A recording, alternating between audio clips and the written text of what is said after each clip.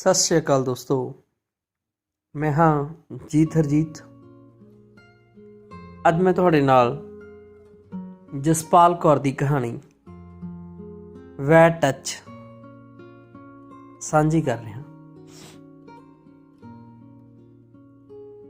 ਵਿਆਹ ਦੀ ਪਹਿਲੀ ਰਾਤ ਗੁਜ਼ਰ ਗਈ ਤੇ ਮੈਂ ਹੈਰਾਨ ਹੀ ਸਾਂ ਆਪਣੀ ਬੇਦਾਗ ਚਾਦਰ ਨੂੰ ਵੇਖ ਕੇ। ਮੈਂ ਤਾਂ ਪਹਿਲੀ ਵਾਰ ਹੀ ਅੱਜ ਸਮਰਪਿਤ ਹੋਈ ਸਾਂ। ਫਿਰ ਇਹ ਕੀ ਖਿੜਨ ਟੈਕਣ ਦੀ ਬਜਾਏ ਮਨ ਤੇ ਸਰੀਰ ਨੂੰ ਅੱਚ ਵੀ ਜਹੀ ਲੱਗੀ ਸੀ ਤੇ ਬਾਹਰ ਸੱਸ ਦਾ ਸੜਿਆ ਮੱਥਾ ਵੇਖ ਕੇ ਮੇਰੀ ਘਬਰਾਹਟ ਹੋਰ ਵੀ ਵੱਧ ਗਈ। ਨਨਾਣ ਤੇ ਜਠਾਣੀ ਦੀਆਂ ਸਵਾਲੀਆਂ ਨਜ਼ਰਾਂ 'ਚ ਲੁਕੀ ਨਫ਼ਰਤ ਮੈਨੂੰ ਆਪਣੀ ਹੇਠੀ ਲੱਗੀ। ਘਰ ਵਾਲਾ ਬਣਿਆ ਇਨਸਾਨ ਵੀ ਉਖੜਿਆ ਜਿਹਾ ਫਿਰਦਾ ਜਿੱਦਾਂ ਉਹਦਾ ਖੇਤ ਕਿਸੇ ਦਾ ਪਸ਼ੂ ਚਰ ਗਿਆ ਹੋਵੇ। ਪਰ ਮੈਂ ਤਾਂ ਰਾਤ ਪਹਿਲੀ ਵਾਰ ਮੈਂ ਵਾਰ-ਵਾਰ ਆਪਣੇ ਆਪ ਨੂੰ ਪੁੱਛਦੀ।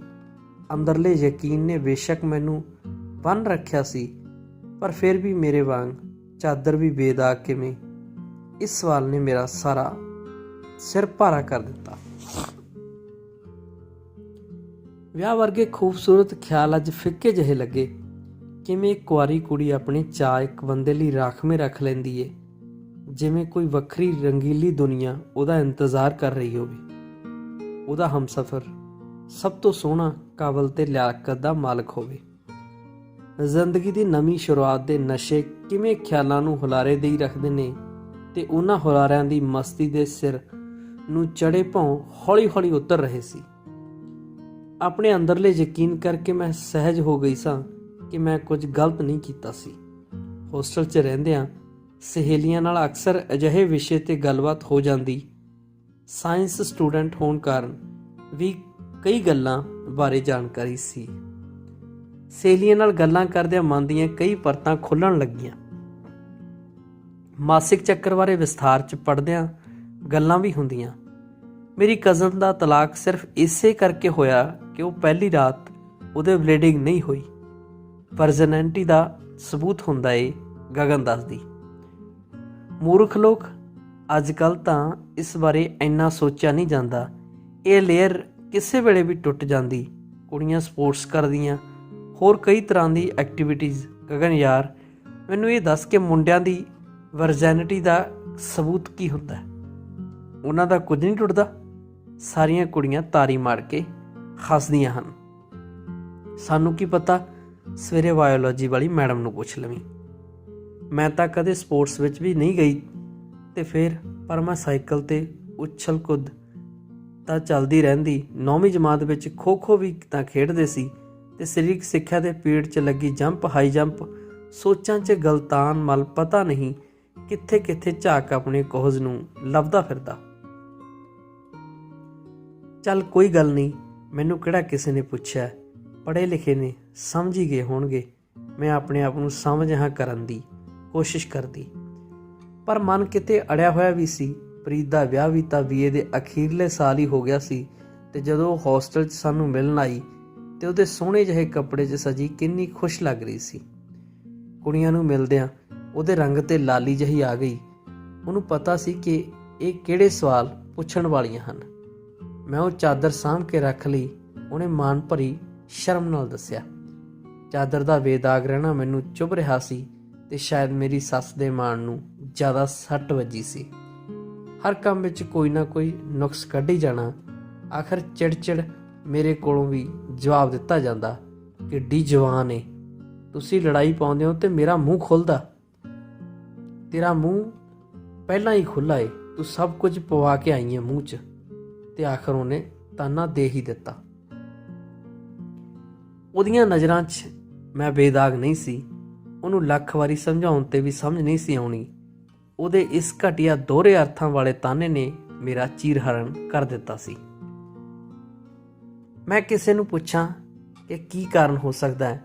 ਇਹ ਸੋਚਾਂ ਤੰਗ ਜਿਹੀ ਕਰੀ ਰੱਖਦੀਆਂ ਤੇ ਕਈਆਂ ਦੇ ਵਿਆਹ ਅੱਖਾਂ ਅੱਗਿਓਂ ਲੰਘ ਜਾਂਦੇ।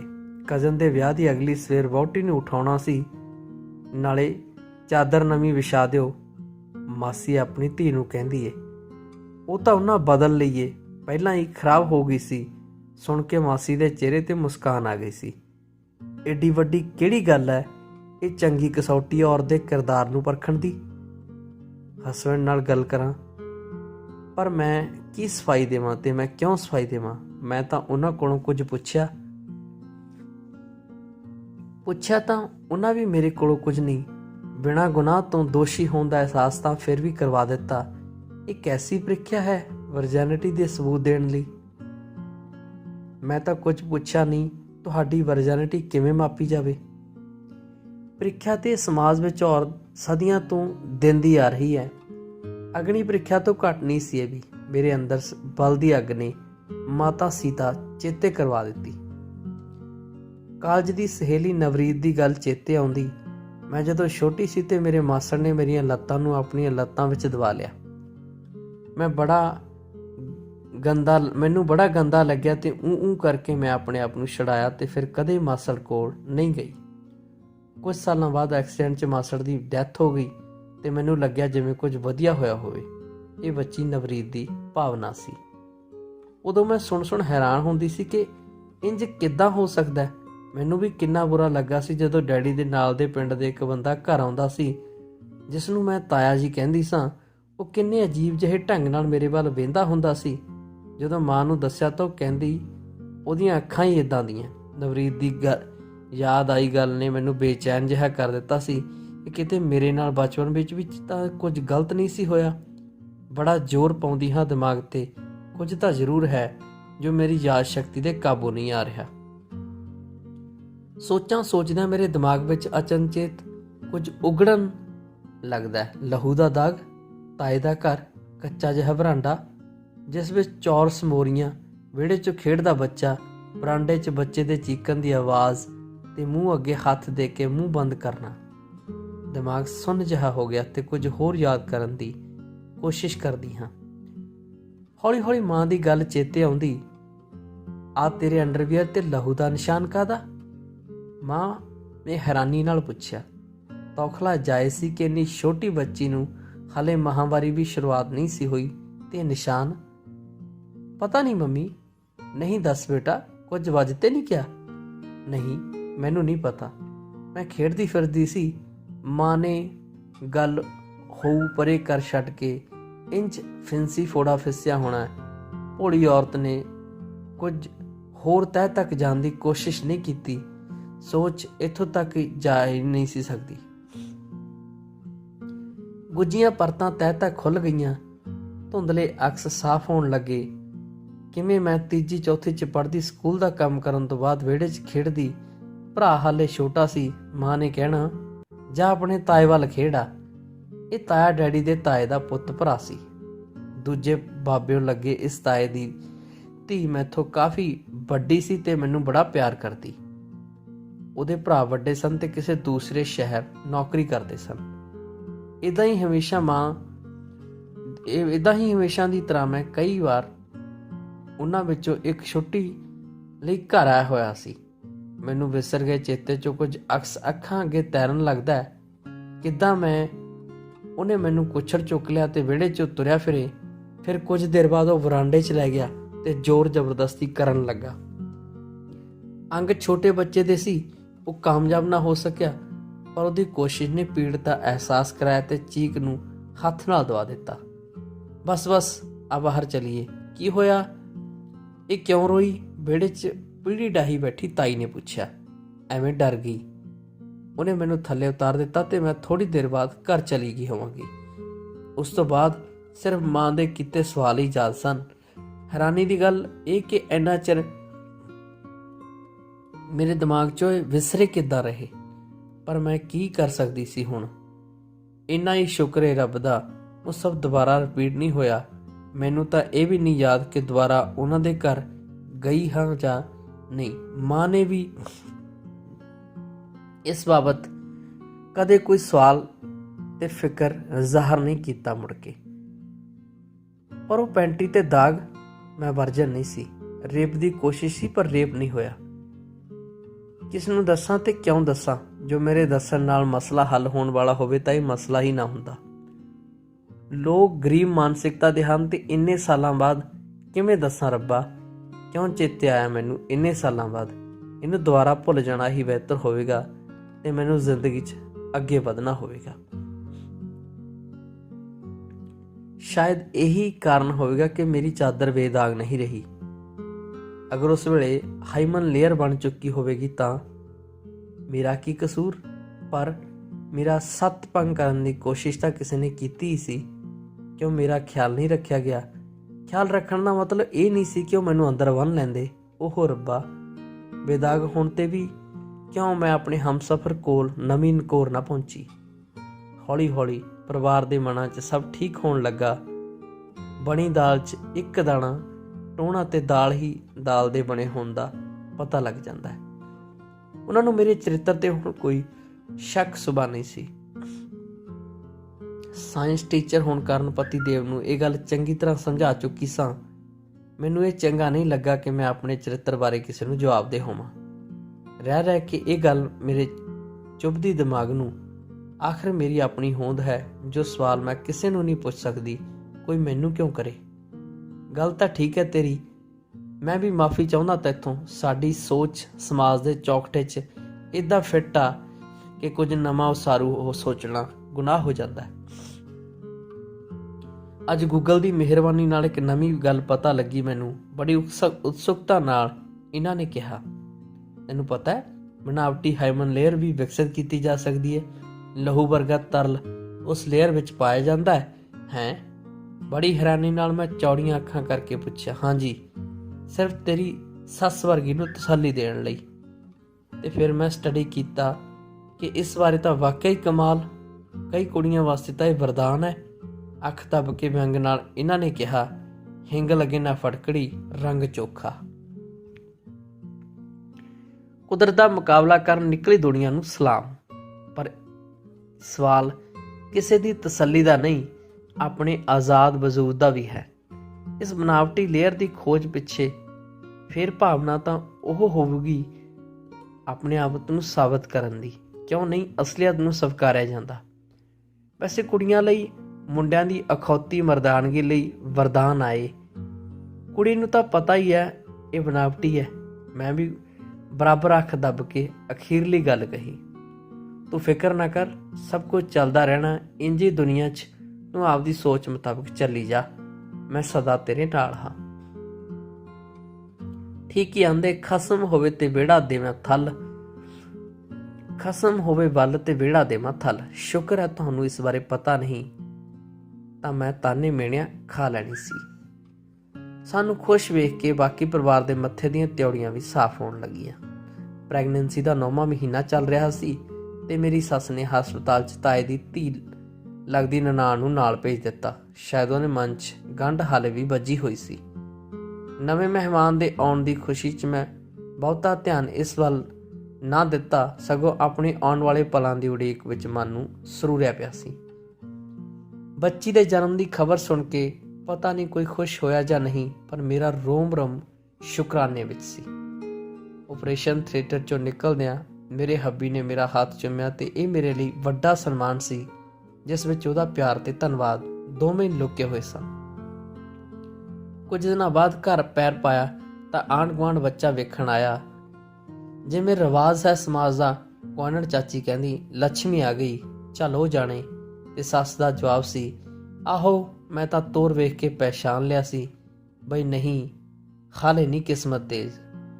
ਤੋਰ ਪਛਾਣ ਕੇ ਕਿਸਮ ਤੇ ਪਹਿਲੀ ਰਾਤ ਤੋਂ ਚਾਦਰ ਦਾ ਚਰਿੱਤਰ ਪਛਾਣਨਾ, ਅਜਿਹੇ ਜੋਤਸ਼ੀਆਂ ਤੋਂ ਕਦੋਂ ਛੁਟਕਾਰਾ ਮਿਲੂਗਾ, ਮੈਂ ਅਕਸਰ ਸੋਚਦੀ। ਬੇਟੀ ਦੇ ਜਨਮ ਤੋਂ ਬਾਅਦ ਉਹਦੀ ਸੁਰੱਖਿਆ ਮੇਰੀ ਸਭ ਤੋਂ ਵੱਡੀ ਜ਼ਿੰਮੇਵਾਰੀ ਸੀ।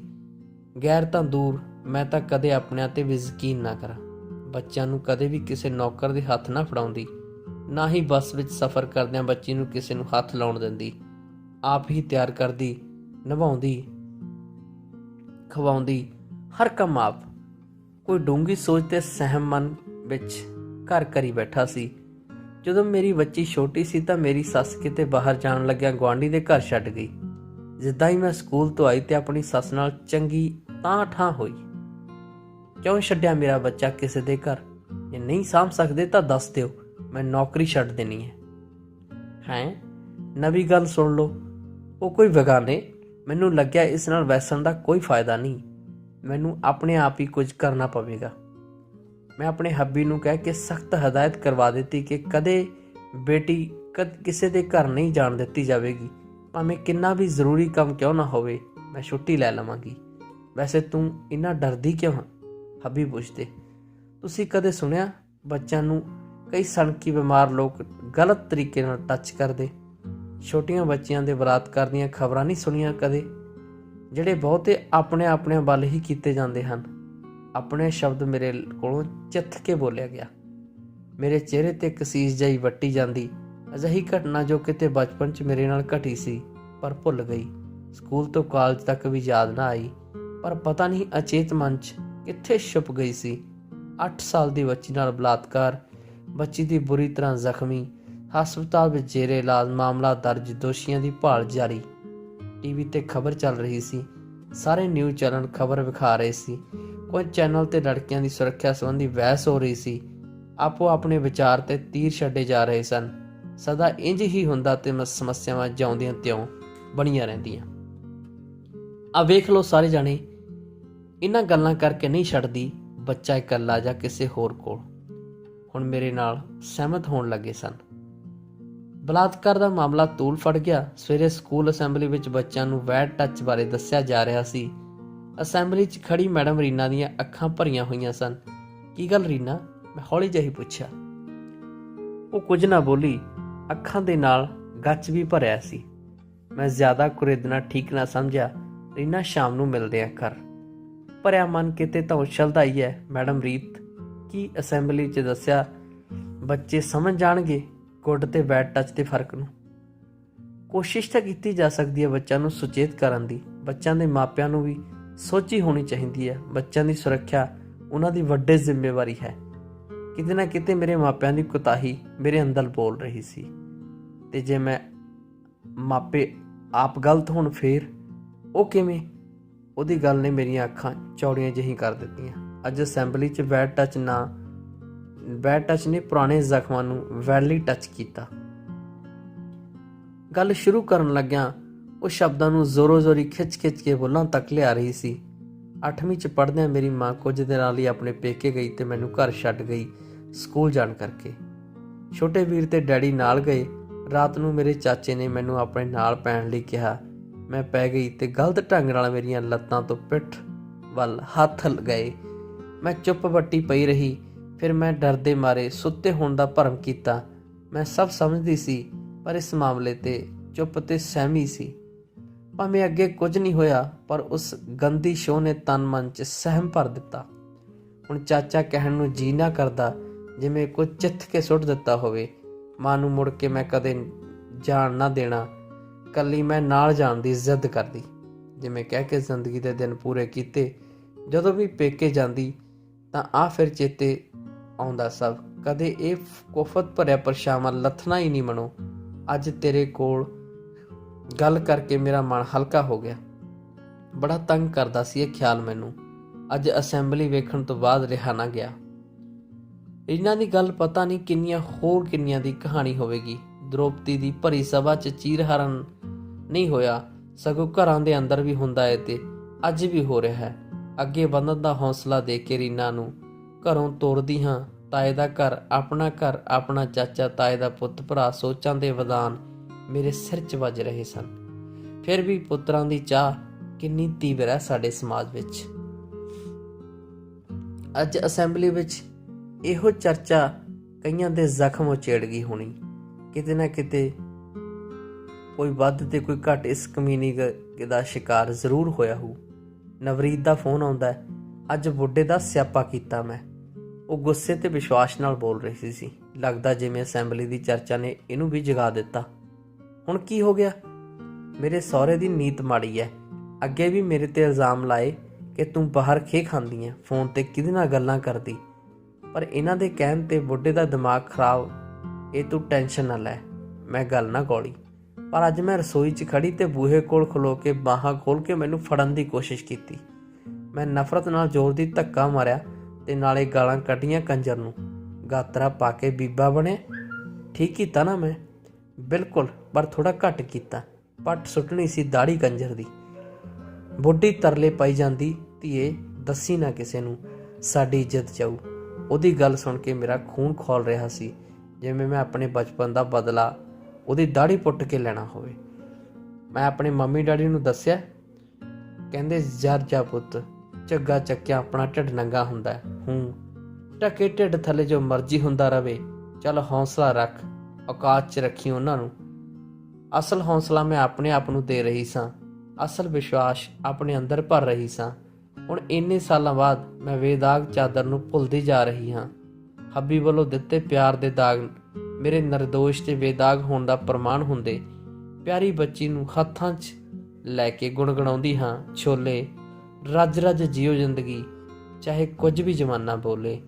ਧੰਨਵਾਦ।